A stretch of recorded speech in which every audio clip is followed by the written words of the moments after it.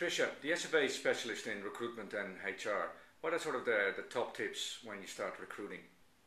Well, I think the critical thing is to never hire somebody who's not going to be a good fit for the company. It's better to wait and actually find the right person, even if it puts everybody else under pressure for a short period of time.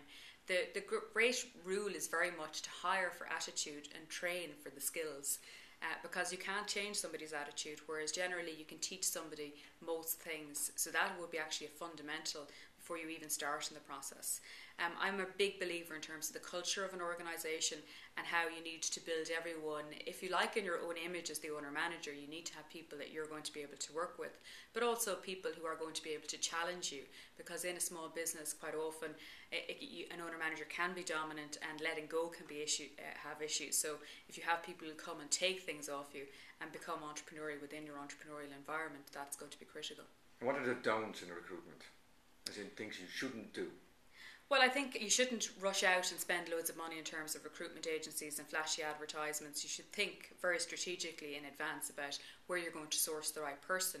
Quite often it might be people you already know through your own networks or through your networks, and that's quite often a very effective way of recruiting. In terms of the labour and talent pool, you also need to be very clear in simple terms what the job actually is, because most people make a mistake that they haven't written down their personal specification and their job description, so then they're surprised when the person doesn't fit into that later on, but they haven't explained it well enough up front. So I would say recruitment still, even in this environment, is very much a two-way environment, making sure that both people are happy and that the employee is going to be equally happy with you as you are with them, because otherwise the relationship can break down.